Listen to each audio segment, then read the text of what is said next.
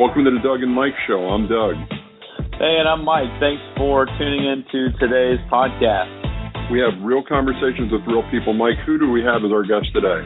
All right, well, we have the pleasure of having a brother firefighter. As many of our listeners know, we will cover the gamut from politics to thought leaders to firefighters, and today we're going to get right back to the roots with Christian Adams. He is actually with us right now. Christian, thanks for coming on, man. Hey guys, thanks for having me. It's a pleasure to be on your show and chat about a few things. It'll be a good time.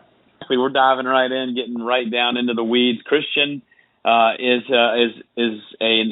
not only a firefighter paramedic out in Colorado Springs, nationally registered, certified paramedic out there. He's involved in his tactical EMS team, high angle ropes guy. Dude's got quite a few endorsements and life experiences and on the job and off the job. So he is an author as well. He has a twin brother, Samuel. We're going to let him kind of talk a little bit more about that. But they co-authored a book called Life and Death Matters, Professionalism and Decision Making for the First Responder. So, man, we're excited to have you on here. You don't find too many firefighters and paramedics that have taken the time and the energy to publish and write a book. So tell us a little bit about your journey, even starting back from before you became a paramedic. So my EMS career sort of began in Denver. I went to EMT school here in Colorado Springs and then got my first job as a EMT in Denver, working for a small private company, doing 911 in the Denver metro area. Then when I was up in Denver, I went to paramedic school, and after graduating that and working on the streets in the ambulance capacity, I was fortunate enough to get hired on with the city of Colorado Springs here, and I've been sort of working here for the last 6 years as a firefighter-paramedic and preceptor, and I've sort of had the opportunity to go through some different training and do some different disciplines on our job, which has really been quite an adventure and really beneficial for my own development. So one of the things Sam and I do is function as paramedic preceptors on the job here, just sort of taking on student paramedics, but also, new hire paramedics that are coming into the system. And so we'll just make sure that they understand the new system. So are you guys first generation firefighters? Yes. Yep. Okay. Now, cool. Who's older, Sam or you? Sam is by 1 minute, but I don't really like to tell that story a whole lot because it's out there now. He holds it over me too, But I bet. But I got the job on him. I was on the job here 1 year before him, so Oh, there you go. Nice redemption. So when it comes to the vacation picks, I always get the vacation senior first. I love it. That's man. In the fire service, that matters. If nothing else matters, that is always important. That's the number. He got a brewery named after him, and you got the vacation pick. I don't know. But. And Sam couldn't be here today. We originally were trying to schedule him to be with us. So Sam, we appreciate you trying out. We'll certainly make sure we do you some justice here by picking on you as much as possible. We'll have a Sam Adams with Sam Adams in Colorado Springs when we're out there. There you go. I love it. That sounds good. So Christian, what made you want to get into the field? What was that deciding factor to dive into EMS and fire? The biggest thing for me was this. So it's actually kind of a cool story, I think. I've always enjoyed the aspect of teamwork. Sam and I grew up playing sports and being on teams and always, sort of functioning in that world. So when I was in Denver, there was a huge wildfire that kicked off in Colorado Springs, and it was called the Waldo Canyon Fire. Well, this fire blew over one of the canyons. The city went into a very bad situation where the fire burned into the town, and I think it destroyed about 350 homes. Well, I was on an ambulance at that time in Denver, and so we came down on the ambulance to help supplement the 911 EMS system.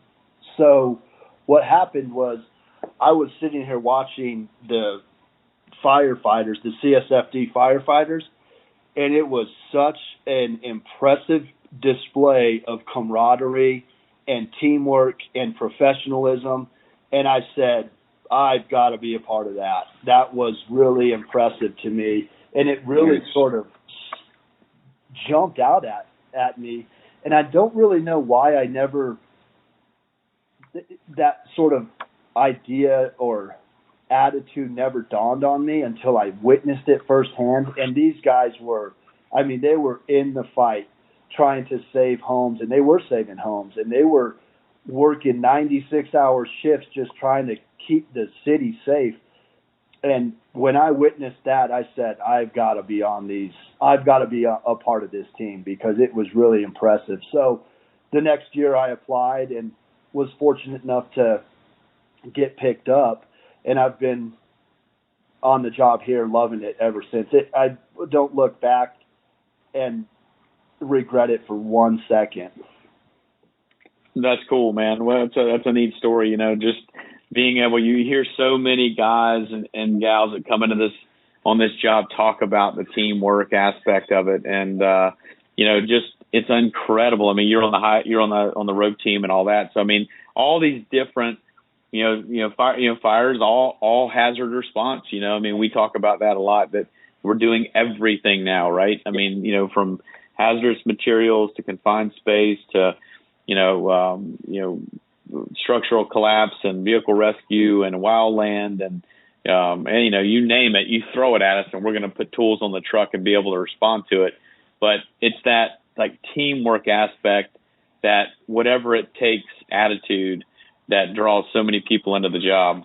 Yeah, it's funny. We were talking about this the other day at work, and you know, in some ways, I think that the demonstration of teamwork that we have as firefighters is one of the greatest displays of the overall teamwork that there is, because when you call us, it's awesome. You get 4 or 5 people walking through the door, and we're going to do what we need to do to solve the problem. And we're going to work together, and we're going to work as efficiently and effectively as we can. And it's just so awesome to be a part of that team and be able to sort of supplement that team and fill in where you need to. And it's really, the team dynamic is unbelievable, I think. And then, well, I think one thing that's interesting that I've been my experience is, you know, Local 5. It's like, it's hard to believe that Colorado Springs and the, you know, west of the Midwest was the 5th local of the international. You know, it just shows that there's a culture there of progressive guys that take action to the point that you guys, you know, you're the guardians of the firefighter memorial. It's like, you know, that you got a department that is happening. It is happening. And there's a lot of things. One of the things that's so awesome about our department that I really cherish is the professionalism that everybody has, but also the opportunities that are there, because we have so many specific disciplines on our job that you can really find your niche, and you can really sort of find yourself and develop yourself. And, you know, we'll have questions while we're on the engine or whatever, and we'll call up the hazmat guys, or we'll call up the Thames team, or we'll call up the heavy rescue and say, hey, what do you think about this? You know, and there's always somebody that's like a subject matter expert that's on shift, that's ready to sort of help you out and figure out the problem. And so it's really an awesome place to be. You can kind of really find your own specific skill set and help out in a really awesome capacity.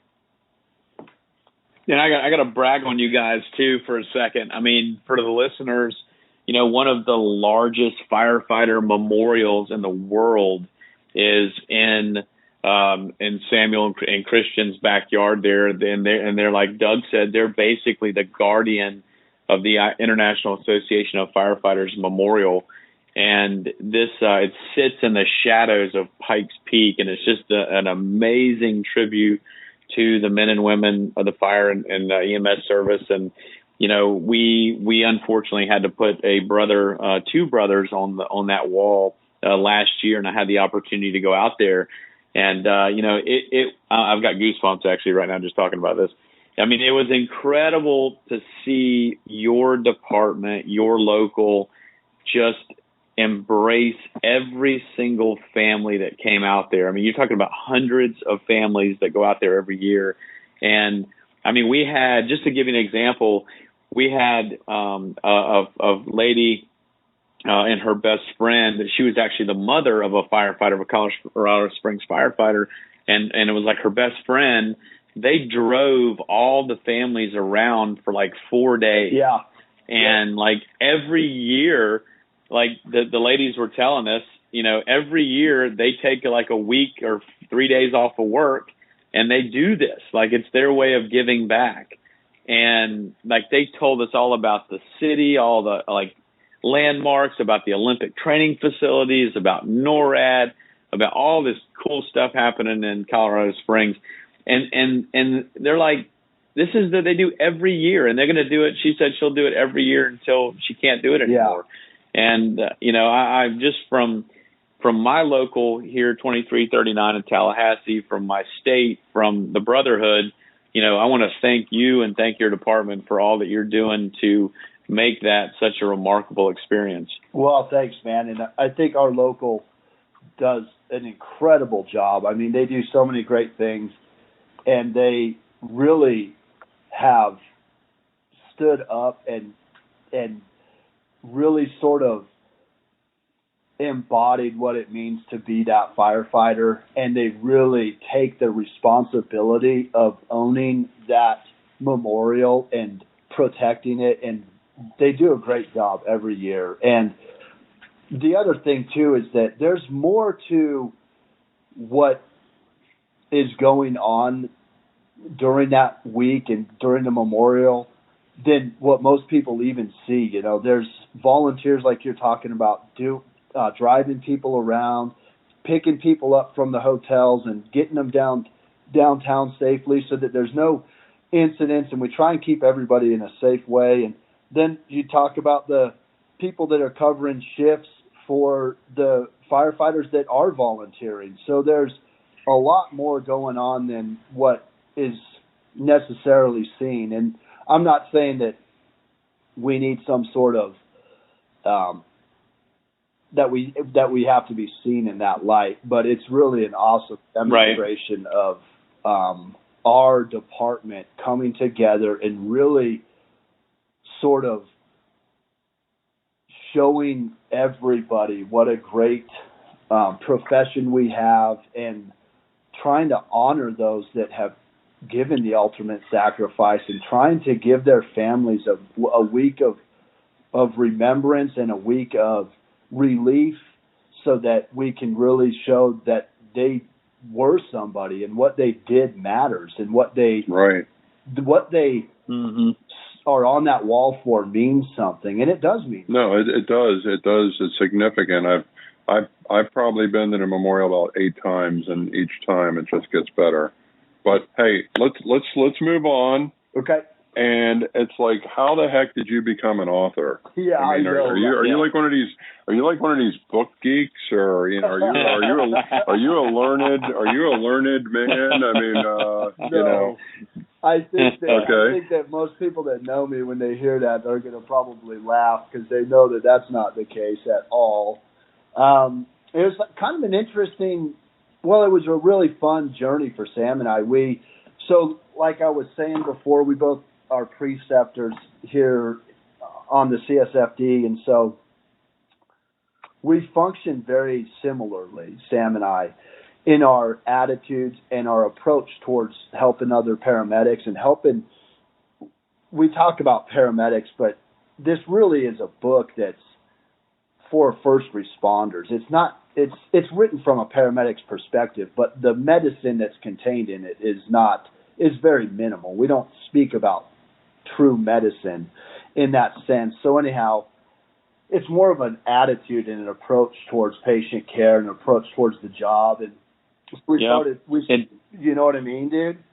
Yeah, I agree. I mean, going through the book, I totally agree with you. It's definitely, it's definitely more about the attitude, the mindset, the influence, and, from that, EMS first responder perspective. I mean, a police officer could read this book and get a lot out of it. Oh, totally. Well, I guess my angle, Christian, is like, we talked with another individual, and he said, like, for example, he tried to do something significant, and his peer group, like, kind of turned on him, like who the hell are you to think you could write a book?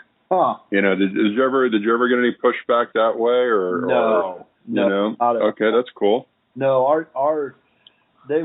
everybody that we knew was really supportive, and they were way on board with us trying to do this and thought that it was really cool. And so anyhow, it just sort of, Sam and I started writing some things down, and then it morphed into a book, and we've had such great feedback, dudes. It's been pretty awesome. It's been really I love great. I love it. Yeah, it's wonderful, man. What was the kind of the biggest? Let's talk about the challenge. What were the challenges? What were the obstacles that you experienced through the process? Well, first of all, I've always told people that, we go out on calls and we see things, right? Or whatever it is, a fire, a traffic accident, a medical. But then we come back and we have to write a report about it. And so I think the hardest thing that there is trying to articulate on paper what you actually saw, or what you actually think. Like, we all know we can sit here and talk about things and sort of talk through them, but to make it concise and articulated on a piece of paper is much more difficult, as we all know, right? So that was definitely... And not get sued. Yeah, exactly. So that was definitely a difficulty, trying to really organize our thoughts. But then after that, it was some of the obstacles that we've never done this before, so we're trying to figure out what the best route is. How do you make it professional, and how do you, if we're going to write a book about professionalism, our book should probably read professionally and look professional. And so we sort of had to find our editor and find our book cover designers and just sort of do those things that have to happen, but you don't really think about when you start writing a book. But not that those things were very difficult to do. We had a great editor. I mean, she really did a fantastic job, I think, because if you saw the first draft, it reads totally different. A bunch of Sam and I up here talking about this or that, and our editor's like, whoa. Let's clean this up a little bit, Right. So are you like I'll point the finger at me, because I know when we talk to school kids, I emphasize to them that I really wish I would have paid closer attention in English class, because I write like I talk. I have run-on, and my grammar is marginal. I drive Mike crazy with my stuff that I crank out. And were you a good English student, or is the editor the safeguard? I think the editor is definitely the safeguard for sure. I was never the greatest English. I think that I probably have the run-on sentences and stuff like that. But that's what's awesome about the editor. If you find a good place to go, they'll take your work and they'll really sort of put it into a good readable format, which was great for Sam and I because we had good thoughts on paper and we have good thoughts. And so just tweaking a word here, a word there, trying to, break up a sentence and then having somebody do that from a perspective that they know nothing about what it is you're actually do in EMS or fire. So they're just reading the book for the reader's sake, you know what I mean? Instead of trying to read anything into it. She didn't really have an understanding of what we're doing, and so it really helped us out, I think. In the book, you talk about a lot of the characteristics of a first responder. You cover humility and integrity, compassion. You talk about the interpersonal skills. You have sections in here about how to teach and provide value to the organization. I mean, you cover so many great things. What did you really want people to take away from the book? I mean, what was the main thing you were trying to get people to take away? So the biggest purpose, I think, for the book is this idea that Sam and I have sort of championed, and it's this idea of an integrated approach. So when we talk in the world of EMS or we talk in the world of firefighting even, we have this idea that the knowledge or the medical knowledge is paramount, right? This idea that medical knowledge is the end-all, be-all. And I don't think that's true. I think that you have to have an integrated approach, and we have to integrate our personal character attributes, our professionalism, with our decision-making skills, and then we integrate those two principles with the medical knowledge, and you become way more effective and way more efficient. Because, so for example, we take the attribute and professional idea of accountability and ownership. So that one of my favorite parts, by the way. Yeah. And so for example, that value embodied and internalized with the individual provider is going to drive the decision making, because then that person is making decisions that they know they'll be accountable for, right?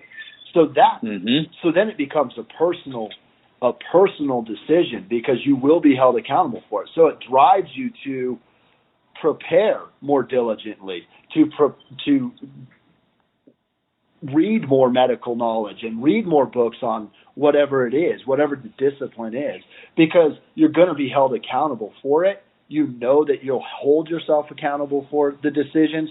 So it sort of drives your decisions. One of the things I say is that when you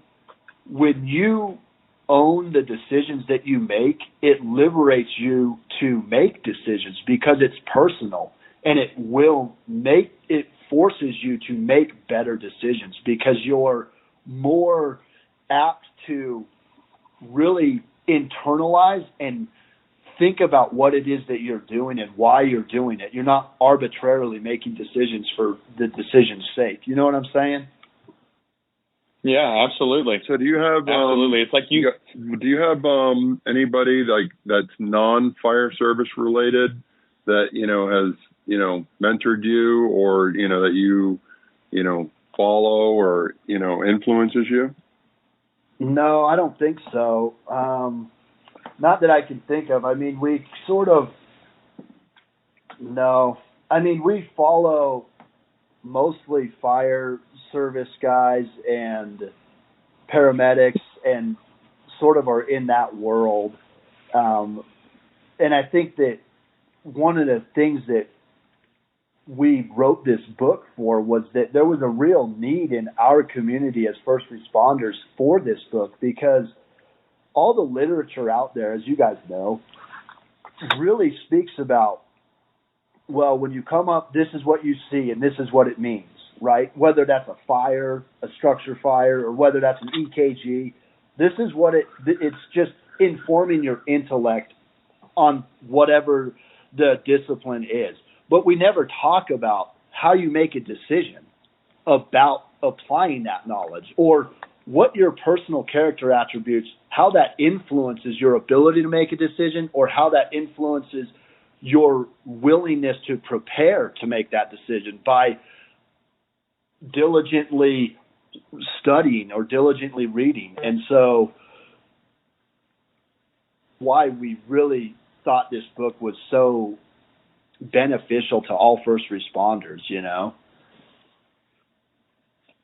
Yeah, and I think, you know, we don't do a good enough job of inspiring and leading each other to, you know, to get into some of the why we do what we do. And, you know, you could probably, I think anybody in any fire department in any, you know, country in the world, you know, would agree that we kind of start the division of labor almost like the assembly line. Yeah. You know, we have the assembly line, and, you know, you do fire reports because they need to be done by the deadline. And, you know, you do public displays because we're putting them on the calendar.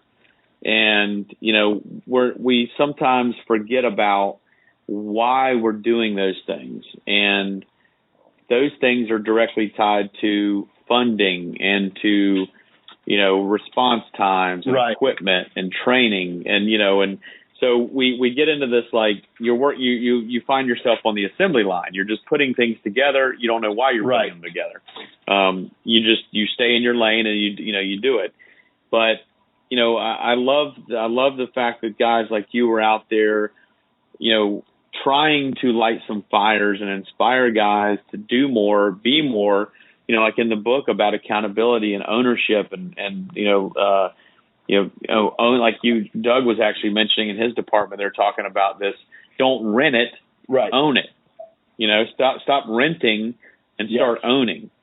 And, you know, and I tell my guys in the station, you know, I try to, and I don't do enough of this, you know, just in full disclosure. I mean, you know, I've got some room to grow here, man, but I tell my guys all the time, leadership isn't about a rank. No. You know, you don't have to be an officer in the fire department to be a leader in the fire department. Correct. And, you know, we see that a lot. I mean, we could all sit here and talk about guys in our fire departments that are firefighters that haven't been on the job in a couple years, but they are leading already. You know, they're taking the lead on something. Sure. And, you know, it's neat, man. It's great to watch. I love seeing that happen. I mean, you know, guys that are, you know, 8-10 months, a year in, just taking something on head on, and then all of a sudden it's like, you know, you got 20-year guys buying into it, and it's changing the way they're doing the job. Yeah, it's awesome to see. It is. I completely agree, man. And, you know, one of the other things that's cool is I think that this book and this idea, just like what you're saying, transcends the professional world and let me qualify that. I mean that in respect to being a paid firefighter. But I think that you can be a true professional and be a volunteer firefighter and take these attributes of professionalism and self-discipline and training with intention and go out to your volunteer fire department and be a great asset to the community. You know what I mean?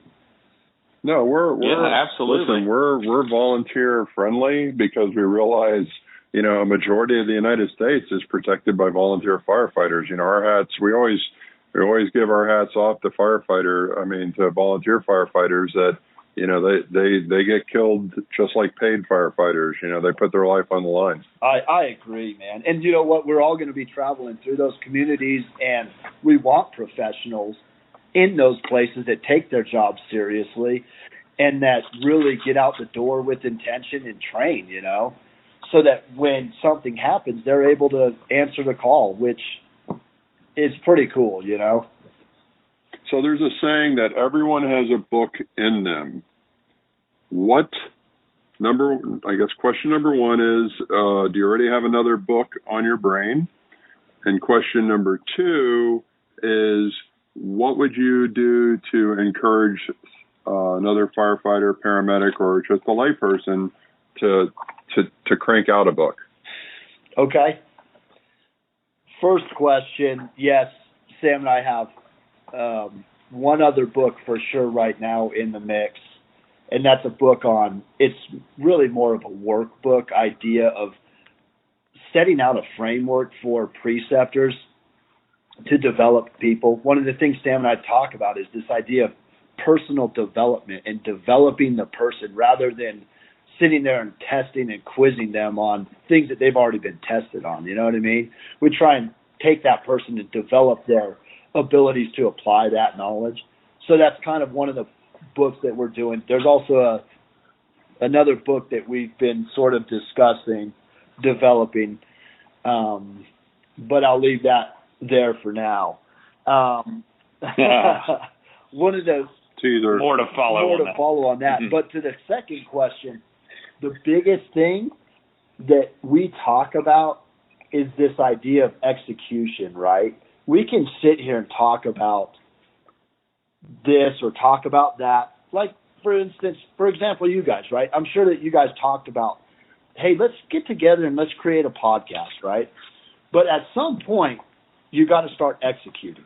And so what did you do? You got together, you figured out how it's going to work, and you began executing these little small steps that begin to mount up, and you can start to see the building in front of you because you've begun to execute. So with writing another book, it's really fairly simple. You just start executing. Start writing down your ideas. Start writing down what it is you're thinking about. And if writing down means pulling out your phone and dictating what your thoughts are, and then all of the other editing and all of the other things can happen way more easily if you just have the thoughts down on paper. So I think execution is the key for beginning to write a new book. And I would definitely encourage anybody to go out there and start putting your thoughts down on paper and executing, you know? I love that idea, man. That's Doug and I are huge, fans of push the button, just do it, execute. Motivation is wonderful, and motivation has its place, and it does get us off our butts, but you can't just sit there and consume motivation without action, and I love it. It's like somebody said this the other day. It's like the Yoda, the quote from Star Wars. Like there is no trying, there's just doing. Or like Gary Vaynerchuk, ideas are shit. Yeah. He's like we could talk about the next 30 great inventions, but until we start, pulling out the work table and start assembling, that's it. They're worthless. Shit. Yeah, I agree. Yeah. I completely agree. So I think that execution is key. And when you start to, one of the things that's so cool when you start writing things down is that it actually prompts you to more ideas. It really forces you to think about what you're doing, and it opens you up. I feel like I've become a much better firefighter and a much better paramedic just from the simple action of writing the book, because it forces you to sit down and think about what you're actually doing. And so it drives a form of journaling. Yeah. That's a great point, man. That's something that I didn't even consider, how that could change, how that could change your skill set, your ability to function in your space. And, you get that, a lot of this is like in the book you talk about it, but a lot of it is, it's an exercise in self-improvement and investment in yourself. Yep. I mean, you're investing in yourself when you do that, when you sit down we have a local police officer here that's written a couple books in my town, and he's a friend of mine. And I've been watching him grow, kind of through writing. It's been really neat. I mean, it just, it's inspiring to watch that. And so, you have definitely inspired me to, start writing some things down and getting getting kind of like the ingredients out on the table here, kind of in preparation of maybe trying to cook a dish. Yeah, that's it. At some point you got to start You got to start getting the things down, and think about it in the same respect as teaching the probationary firefighter, right? It's incumbent upon us to go out and teach them the drills and teach them how to apply the things they learn in the fire academy. But think how much you grow when you're responsible for teaching that person that stuff, and really showing them how to apply that knowledge. And so when you begin to do that, your development increases as well. It's not like you become stagnant. You can't read about a push-up. You have to do a push-up. Yeah, exactly. You can read about how to do the perfect push-up for days and days and days, but the guy that's out there doing the push-ups is going to be much more capable of actually doing a push-up than the person that's been investing their time in figuring out exactly how to do it. Just start executing. Just go out the door and start executing. It's not going to look perfect the first time. It's not going to be perfect the first time, but you're moving forward with each step. And so that is what one of the biggest things that we took away from this book, I think, was this idea of execution. Well, Christian, how do our listening audience find you guys? Are you on any type of social or? Yep. So the easiest way to find us is on our website at field-medics.com. That's field-medics.com. And we've got a blog on there, and we talk about some of these things that we've been discussing, We sort of elaborate a little bit more through our blog there. But we're also on Facebook and Instagram, so you can definitely check us out there. And our book is available. Give the handles for Instagram. It's at Field Medics. Okay. And how do they get your book? And then you can find us you can get our book on our website. There's a quick, easy link there. Or you can also go to Amazon and just plug in the search Life and Death Matters, and our book comes right up. If you go to our website and then click the Life and Death Matters tab on the top, it'll bring up the book and a quick link to it, but it also has a sort of a discussion on what the book's about and what the point is and what we discuss in the book. So if you're interested, you can definitely go check that out. The book is Life and Death Matters, Professionalism and Decision-Making for the First Responder. Christian Adams and his twin brother, Samuel Adams, are the authors. We were so blessed, and we're just excited that we had a chance to sit down with you today, Christian, and said tell Sam he missed out, but he we'll follow up, and when you guys launch that next book, we'll get you back on. How about that? That sounds awesome, man. Thank you so much. Thanks for having me, man. Really appreciate it. Yeah, man. Is there anything else you want to add? Is there anything we left untouched? I don't think so. That was a good one. I don't think so. All right, I got one more quick question. I got to wrap up. Oh, okay. What has been the most memorable text, phone call, or letter you got since writing the book from somebody that's read the book? Oh, that's a good one. I like it. Okay. One of the best things that I've heard was that I was kind of alluding to it earlier, was that this book really transcends even the EMS or fire world. And one of the guys told us that he said that it inspired him to go on and do other things, and that the book really is a template for a leadership model and a way to conduct yourself and to develop other people below you, so that if you take out the words, the medical terminology and the first responder terminology, that at its fundamental level, it's a leadership book and a manual to the leader on how to conduct themselves. And so I think that was probably one of the best compliments that we got. That's fantastic. Well, folks, that's all we have for today's Doug and Mike show. We're glad you tuned in, and look forward to the next podcast. Have a great day.